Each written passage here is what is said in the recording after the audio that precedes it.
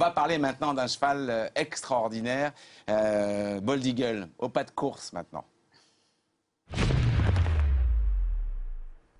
Alors, un nouvel invité, c'est une première pour Equestrian Le Mag avec un consultant, un expert qui nous rejoint, Jean-Charles Piton. Bonjour Jean-Charles. Bonjour Kamel, bonjour à toutes et à tous. On a passé l'après-midi ensemble hier parce que vous étiez notre consultant. Je vous présente quand même un double vice-champion de France des drivers amateurs qui maintenant est professionnel et qui gagne sur cette piste mythique de Vincennes. C'est comme pour vous les amis, soit badminton ou soit avec Aix-la-Chapelle, gagner sur cette piste. Alors, Bold Eagle gagne, tenant du titre.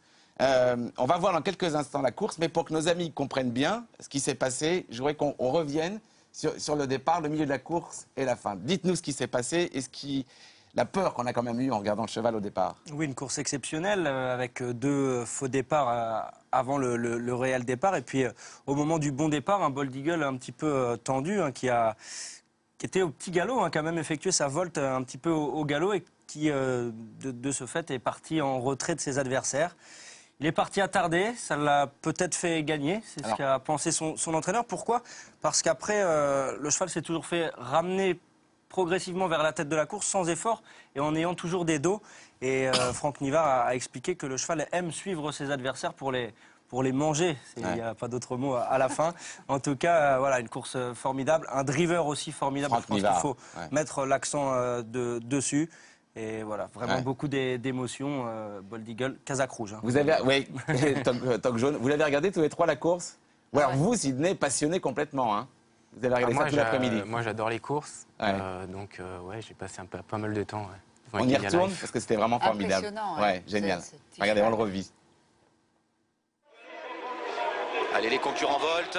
Voilà, Bold qui est mal embarqué là à cet instant. Bold Eagle en retrait. Et c'est sous les applaudissements du public que les champions s'élancent pour le prix d'Amérique au Polo 2017. Bold Eagle est parti en retrait. Bélina Josselin sprint à l'extérieur. Timoko est parti très vite. Princesse Griffe également. Et Franck Nivard est plein gaz, mais il ne peut pas passer. Il est dans le sillage de Bélina Josselin. Et pendant ce temps, à l'intersection des pistes, Timoko qui a l'avantage. Voltigeur de Mire qui s'accroche. Voilà Bélina Josselin qui est lancé par Jean-Michel Bazir et Bold Eagle qui vient très fort. Franck Nivard qui n'a fait aucun effort et qui semble avoir énormément de ressources. On est à moins de 500 mètres de l'arrivée. Bélina Josselin, Timoko et Bold Eagle peut-elle entrer en route vers un deuxième prix d'Amérique. C'est magnifique. Bold Eagle a été ramené sur un plateau par Jean-Michel Bazir et Bélina Josselin. Et Bold Eagle qui prend le sillage de Bélina Josselin. La bataille de Jean-Michel Bazir contre le super champion à la rentrée de la ligne droite avec toujours Bélina Josselin qui est en tête. Et voilà Bold Eagle maintenant qui est lancé tel un grand champion. Il passe à l'attaque et à ce moment-là, on le sait, il est irrésistible. Bold Eagle qui s'envole vers un deuxième prix d'Amérique. Quelle victoire! Deuxième place pour Bélina Josselin. Lionel termine troisième. Quatrième place pour le numéro 4 propulsé. Ça, c'est de la perf, hein, les enfants. C'est dingue, c'est dingue. Course extraordinaire. Alors, Bold Eagle devient... Moi, après la course, j'ai pris un taxi pour rentrer au bureau. Et en fait, tout le monde, le chauffeur de taxi, Bold Eagle devient célèbre, comme l'a été Japlou dans son temps. C'est-à-dire que les gens, même quand on ne connaissait pas le seul obstacle, on connaissait Japlou. Bold Eagle, c'est ce qui lui arrive. Le nom est génial, déjà. Le nom, il sonne. Ça devient exceptionnel quand même. Il est connu de tous. Voilà. On n'a plus honte de dire qu'on est driver. Maintenant, quand on dit on est driver, c'est Bold Eagle tout de suite. Absolument. Il y avait quand même, les enfants, 40 000 personnes dans le stade, parce qu'il s'agissait bien à la salle de sport. Et figurez-vous, il y avait un certain grand footballeur, Antoine Griezmann, qui lui aussi connaissait bien le cheval et je crois avait presque misé sur lui. Écoutez-le. Les gens vont adorer de voir une personnalité comme vous qui aime le sport. C'est le sport qui vous a amené ici? Ouais, c'est parce que j'aime tous les sports. Après, je vais au hand, donc j'espère que ça sera une bonne après. Mais ouais, je vais en profiter du spectacle. Est-ce qu'on vous a donné juste un cheval qui pouvait gagner? Est-ce que vous avez un favori? Non, on me parle beaucoup de Bold Eagle qui a gagné l'année dernière aussi. Donc voilà, je pense que ça sera une bonne course. Ouais, extraordinaire quand même. Ça, c'est des vraies personnalités qui savent ce que c'est que le sport. Alors, ce qu'il faut expliquer, Jean-Charles, c'est que le père de ce même cheval, Riddy Cash, a gagné lui aussi 2 fois ce même prix d'Amérique au Podo. Et alors, est-ce que le fils peut battre son père? Est-ce qu'on peut espérer même voir un Ourasi qui, lui, l'avait gagné 4 fois? Est-ce que ce cheval est capable de faire cela d'après vous? Il a de grandes chances de battre son père parce qu'il paraît il a gagné encore plus facilement que l'année dernière. Donc voilà, 3, 4, ça paraît possible. Battre 4 prix d'Amérique, je demande encore à voir. Il a quel âge? 5 ans.